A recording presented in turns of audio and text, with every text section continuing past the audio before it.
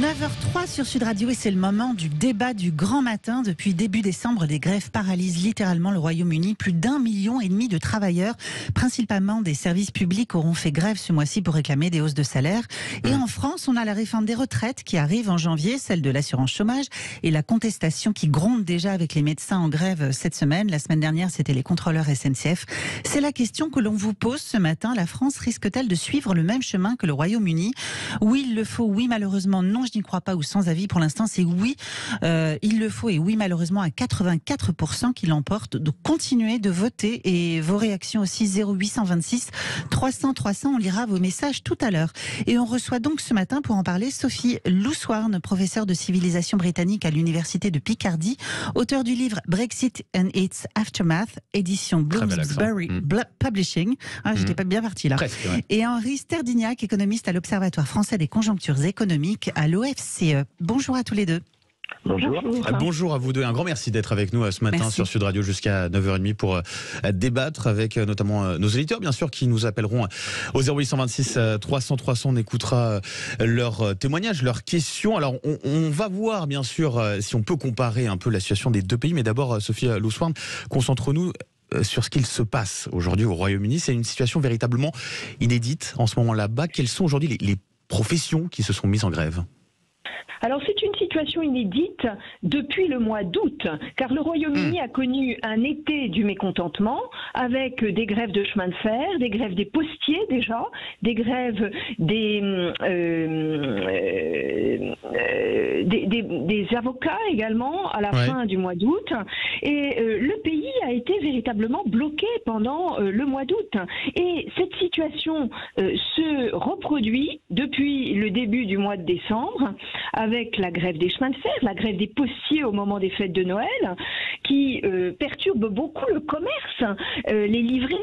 Et puis également, évidemment, depuis le 20 décembre, la grève de 100 000 infirmières, la grève des ambulanciers, et le pays les soutient. Les ambulanciers se sont mis en grève, la situation est critique pour les malades qui s'étaient cassé une jambe et qui avaient des problèmes cardiaques, et ces problèmes ont duré 3 jours. Et comme le gouvernement a refusé de négocier et d'améliorer les salaires pour le personnel paramédical dans une période de forte inflation, eh bien, ces grèves vont se poursuivre le 18 et le 19 janvier. Alors, le gouvernement acceptera-t-il de négocier afin de mettre fin au conflit au mois de janvier? Mais aujourd'hui, le gouvernement n'a proposé qu'une augmentation de salaire de 4,75% qui ne satisfait pas le personnel de santé, et l'intransigeance du gouvernement pourrait conduire à un durcissement des mouvements sociaux, en tout cas à la rentrée, à la fois dans le secteur médical et puis également dans les chemins de fer, puisque le secrétaire général de RMT, le syndicat des cheminots, a décidé de se remettre en grève dès le 5 janvier, ce qui évidemment perturbera les déplacements des Britanniques pour aller à leur travail. Bien sûr. Ce qui est loin d'être anodin, il faut le préciser d'ailleurs, Sophie Loussouarn, c'est que le roi Charles III, lors de ses vœux de Noël, a eu un mot pour les infirmières, les ambulanciers, alors qu'on le sait, il a une obligation de neutralité, il doit être apolitique d'une certaine manière. Là, il a eu des mots quand même, c'est tout sauf anodin.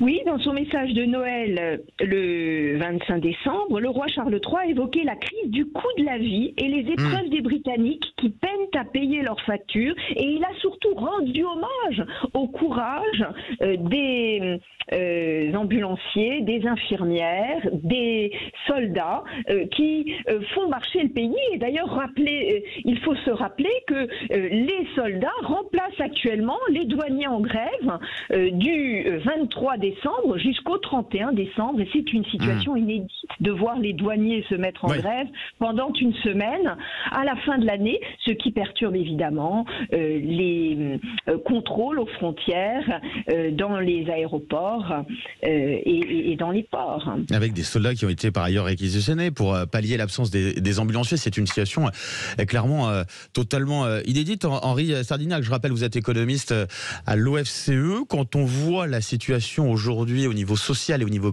économique au Royaume-Uni et qu'on regarde la situation aujourd'hui en France, est-ce qu'on peut comparer les deux situations, oui ou non ? On peut la comparer par certains aspects. Hein. Dans les deux pays, la masse des ménages sont frappés par l'inflation, mais l'inflation est nettement plus faible au Royaume-Uni qu'en France, disons 10%, 11% au Royaume-Uni contre 7% en France. Donc, naturellement, le mécontentement est plus fort au Royaume-Uni. Il n'y a pas eu de bouclier tarifaire aussi important qu'en France. Donc les gens subissent de plein fouet la hausse du prix de l'électricité, du pétrole. Et puis en France comme en Grande-Bretagne, on a le problème des services publics, hein, les transports, les chemins de fer, les hôpitaux. On a on retrouve les mêmes difficultés à ce niveau-là. Très atteints par de mauvaises conditions de travail, par l'incertitude sur les réformes, en particulier les réformes des retraites. Donc on a en France les mêmes motifs de mécontentement que la Grande-Bretagne. Le fait est que jusqu'à présent, on n'a eu que des grèves professionnelles, que ce soit dans les raffineries ou comme on vient de voir dans les contrôleurs, c'est pas encore étendu à la masse. Ou les généralistes aussi, les médecins généralistes, en l'occurrence pour ce mois de décembre.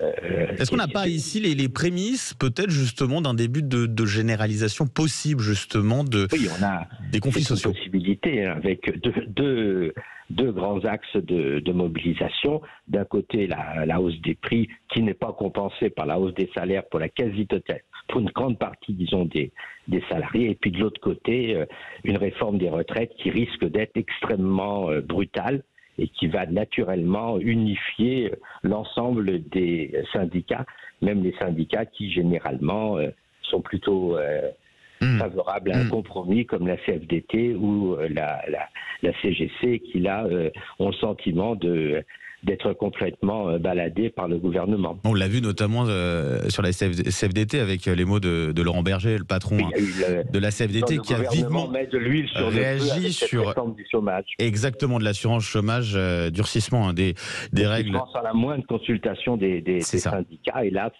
c'est vraiment se moquer des syndicats et empêcher pratiquement tout compromis sur les retraites. On va revenir sur cette question des syndicats, mais d'abord Sophie Louswarn, sur la situation économique actuellement au Royaume-Uni, situation très compliquée, l'inflation à plus de 11%, les prix de l'énergie qui ont véritablement explosé. Comment on explique justement cette situation, ce marasme économique? Je crois que c'est le mot qui est à utiliser.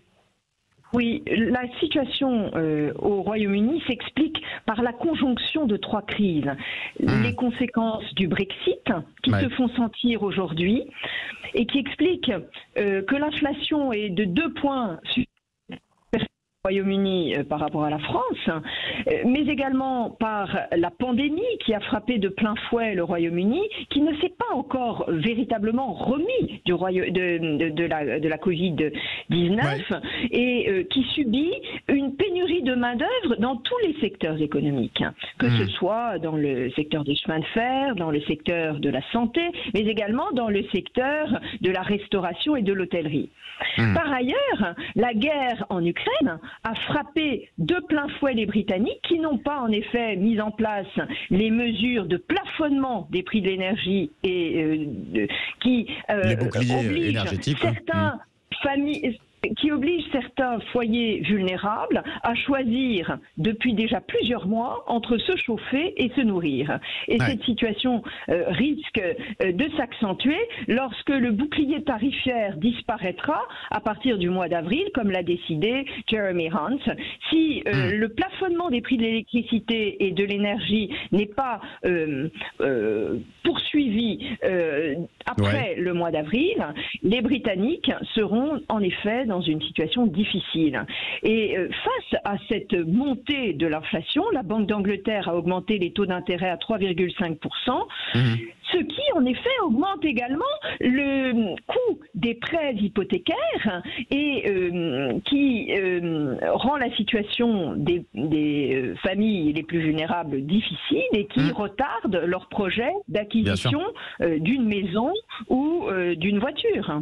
Sophie Loussard, vous avez parlé notamment du rôle vous avez parlé notamment du rôle du Brexit parmi les causes notamment de cette situation très compliquée du côté du Royaume-Uni. En quoi justement le Brexit a fait en sorte que cette inflation elle est de 2 points supérieure à ce qu'on vit notamment en France, comme vous le disiez?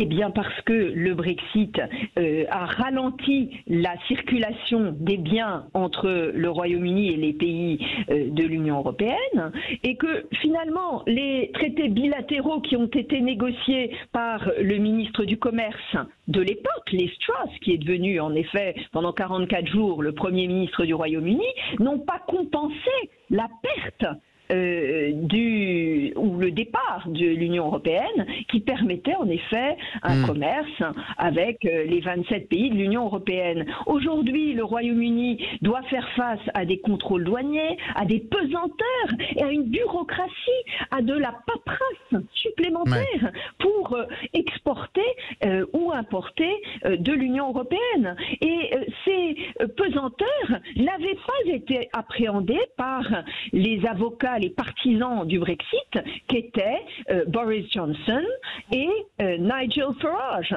Donc aujourd'hui, les Britanniques qui ont voté à 51,9% pour le Brexit lors du référendum du 23 juin 2016 commencent à sentir les désillusions et à mesurer les mensonges et les manipulations de la part des Brexiteers qui leur promettaient monts et merveilles, qui leur promettaient 350 millions de livres de plus par semaine pour le système de santé, alors que le Brexit les prive en fait des médecins et des infirmières qui venaient de l'Union européenne.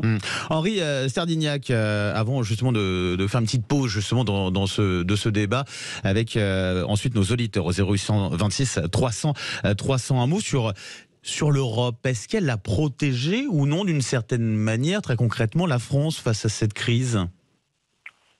D'abord, je voudrais dire que la situation du Royaume-Uni n'est pas plus catastrophique que celle de l'ensemble des pays de la zone euro.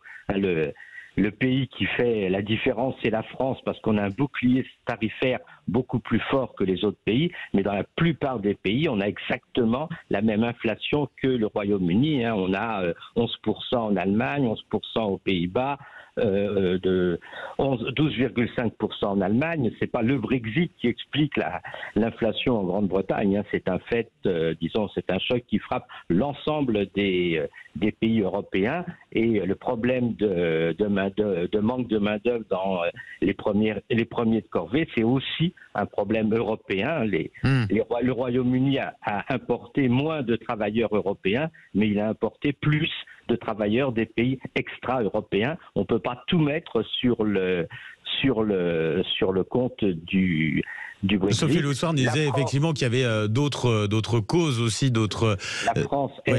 La France, elle, effectivement, continue à bénéficier de sa situation au sein de l'Union européenne. La France a un déficit commercial et un déficit extérieur, un déficit public relativement important, mais les marchés ne s'inquiètent pas, parce que la France est au sein de l'Union européenne, et au sein de l'Union européenne, la France a une position privilégiée, c'est-à-dire qu'elle peut se permettre de ne pas respecter les traités européens, les engagements européens, la rigueur budgétaire. Parce que c'est un gros pays, et donc on n'ose pas lui taper sur la tête comme on tape sur la tête de la Grèce, de l'Espagne, et donc même de l'Italie. La France est protégée par sa grosse taille. C'est le mauvais élève de la classe auquel on n'ose rien dire.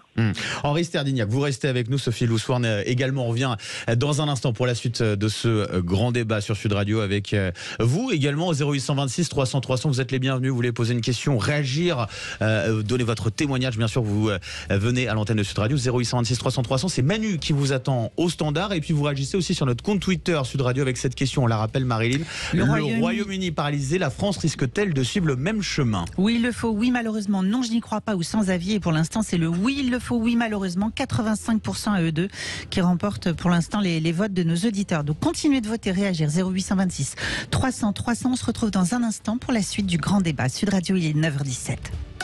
Dans un instant, le Grand Matin Sud Radio est de retour. Le Grand Matin Sud Radio, 7h-10h, Benjamin Glaise, Marilyn Hérault. Bonne matinée sur Sud Radio, il est 9h19. On continue le débat autour de ces multiples grèves au Royaume-Uni qui paralysent le pays depuis début décembre, qui durent et s'étendent encore. Et selon vous, c'est la question qu'on vous pose ce matin, au vu de la colère sociale qui monte aussi en France autour du pouvoir d'achat, de la réforme de l'assurance chômage ou celle des retraites présentée le mois prochain. Pensez-vous que la France risque de suivre le même chemin que le Royaume-Uni ? Donc oui, il le faut, oui, malheureusement, non, je n'y crois pas ou sans avis. Continuez de voter sur nos réseaux sociaux, notre compte Twitter et nous appeler 0826 300 300.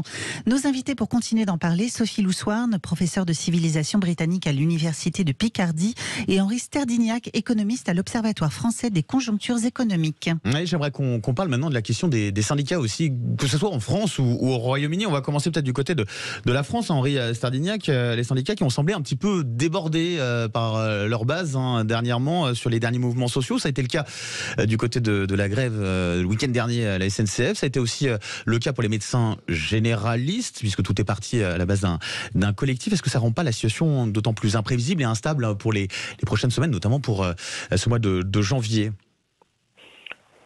Ah oui, la particularité actuellement de la France, c'est que les syndicats sont affaiblis, sont divisés. On a un nombre épouvantable de syndicats, ce qui n'est pas une situation favorable. On a des syndicats qui sont souvent débordés par la base, mais il faut tenir compte qu'en janvier, il va y avoir la réforme des retraites. Et là, ça va être les syndicats qui vont avoir la main.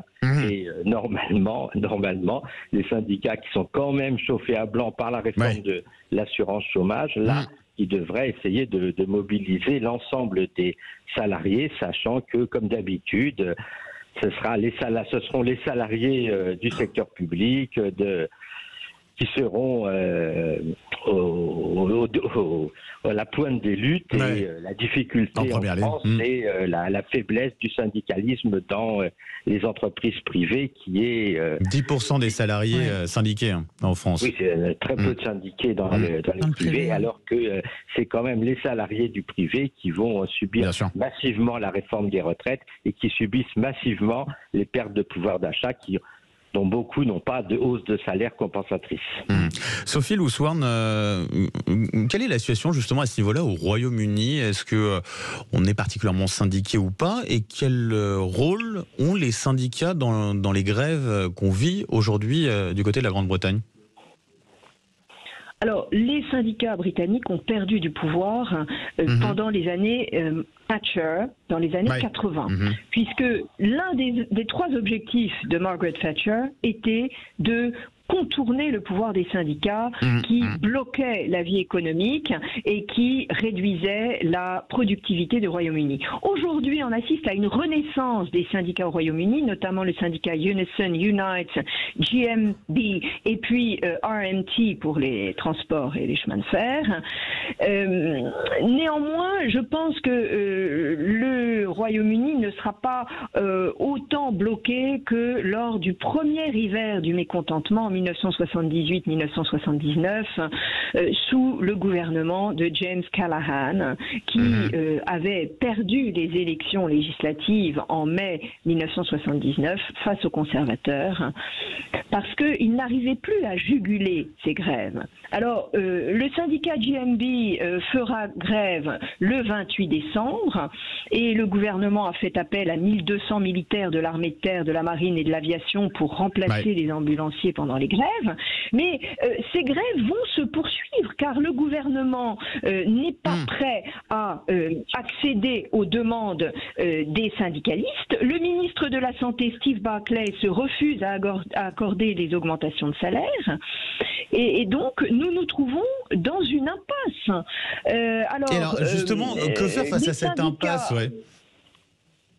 Comment résoudre le gouvernement qui refuse d'aller au-delà des augmentations de salaire de 1400 livres. Je crois que, en fait, nous assistons également à une crise du service public au Royaume-Uni, qu'il s'agisse des chemins de fer qui ont subi les privatisations et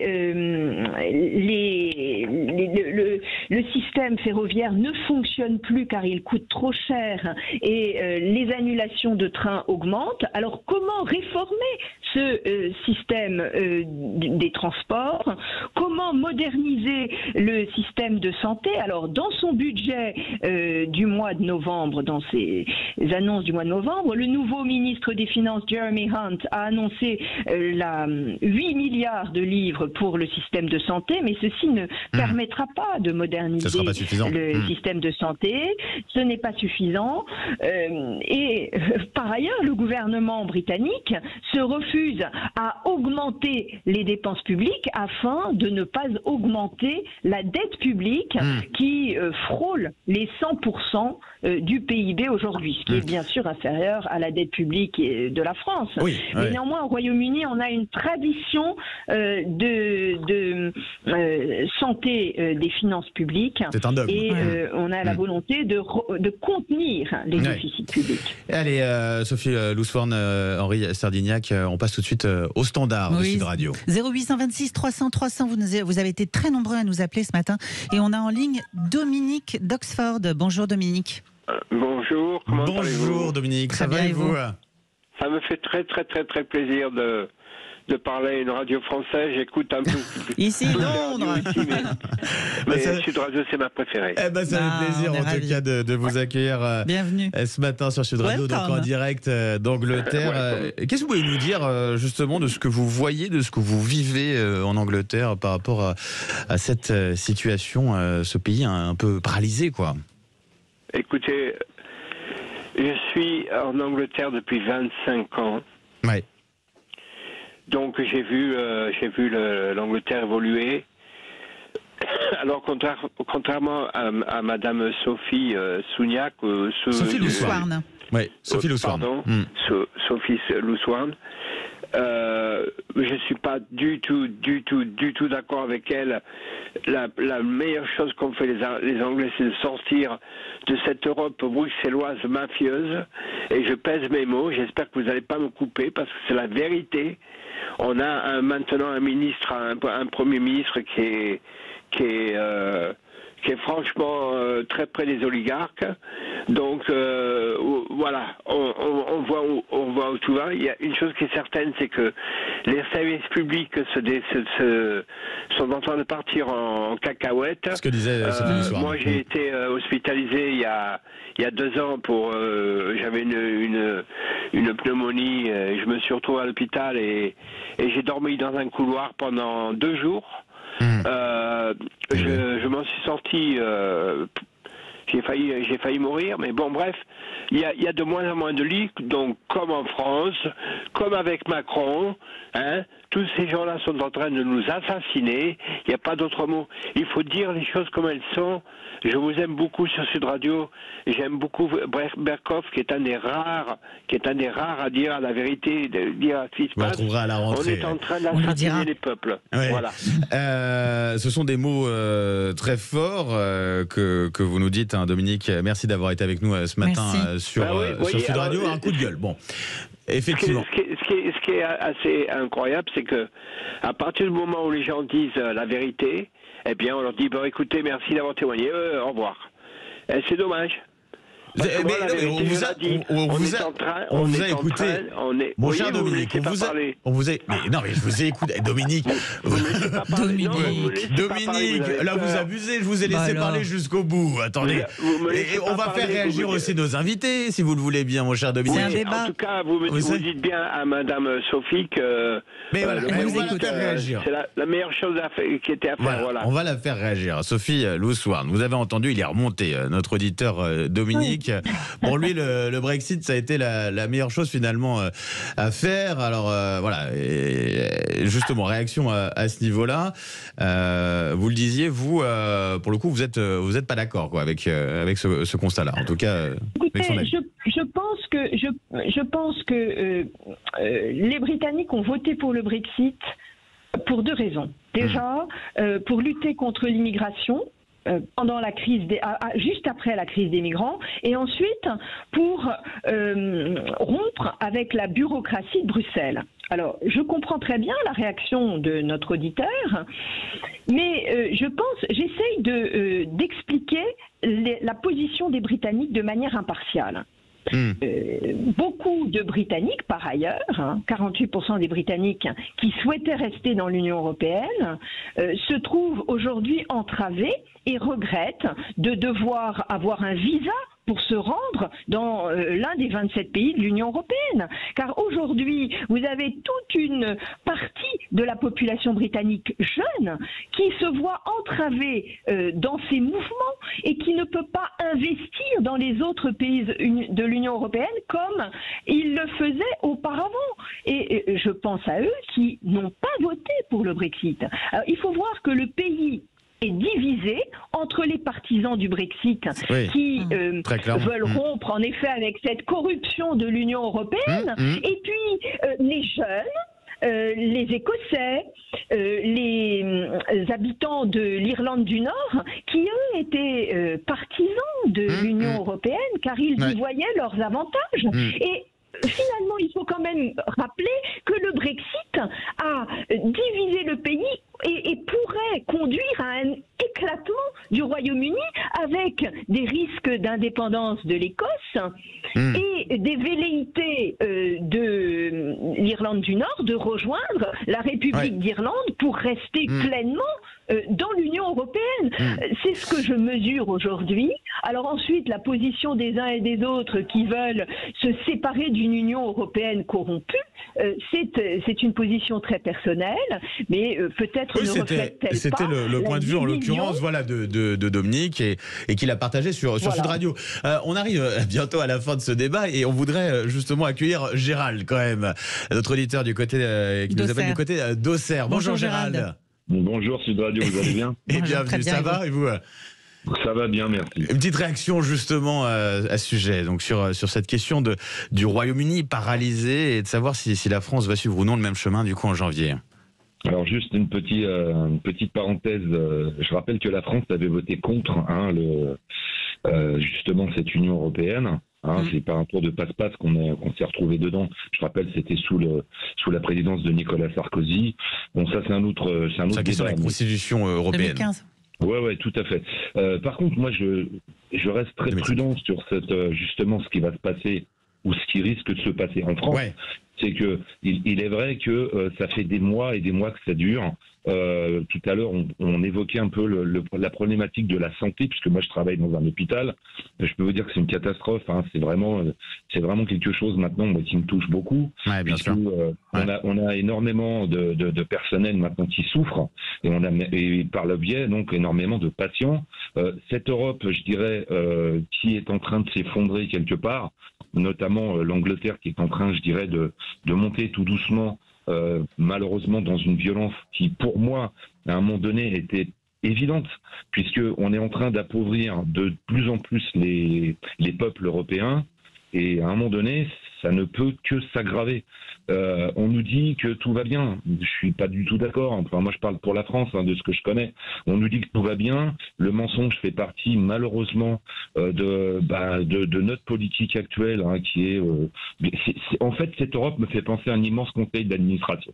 En fait, où vous avez des gens qui décident pour des peuples, mais malheureusement, ce sont souvent des peuples qui en pâtissent, puisque c'est une Europe en fait qui est faite pour les riches. J'ai rien contre les riches, pas du tout. Il faut des riches, il faut des gens moyens, mais on est effectivement dans un système où on va se diriger vers tout doucement une paralysie. Ça, pour moi, c'est certain. Il n'y a pas d'issue comme. Parce qu'il n'y a pas d'autre solution selon vous, Gérald. Tout à fait. Gérald, je voudrais en profiter pour vous souhaiter aussi une bonne retraite. Parce que c'est bientôt. C'est très gentil, Mais j'ai largement dépassé l'âge. J'ai 61 ans. En tout cas, merci d'avoir été avec nous ce matin sur Sud Radio. Gérald, on va faire réagir. C'est moi qui vous remercie 1000 fois. Merci à vous. Bonne journée, bonne fête. Fin d'année, bien sûr à vous. On va faire réagir pour conclure rapidement Henri Sterdignac. Vous avez entendu Gérald, en l'occurrence pour ce mois de janvier. Alors, sous tension ou pas, clairement, en tout cas du côté de nos auditeurs, l'avis est plutôt affirmatif. Oui, on risque de s'orienter vers un mois de janvier compliqué.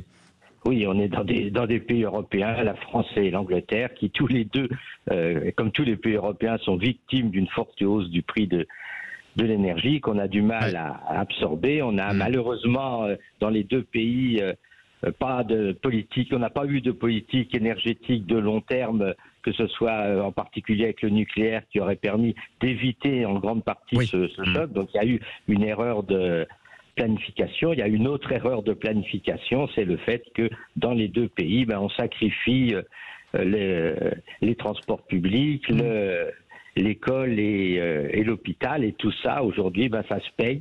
Et donc d'un côté, il est un peu normal qu'il y ait des grèves en janvier, et de l'autre côté il faudrait que les gouvernements soient capables de relancer ces secteurs qui sont primordiaux dans les deux pays pour la santé économique du pays. Peut-être une paralysie pour un rebond. En tout cas, voilà, on finit sur un aspect peut-être plus positif. Un grand merci Henri Sterdignac, économiste à l'Observatoire français des conjonctures économiques, l'OFCE. Et puis un grand merci à vous aussi, Sophie Louswarn, professeure de civilisation britannique à l'Université de Picardie, auteur du livre Brexit and its Aftermath aux éditions Bloomsbury Publishing. Et puis on conclut rapidement sur notre question du jour. Le Royaume-Uni est paralysé par les grèves. La France risque-t-elle de suivre le même chemin?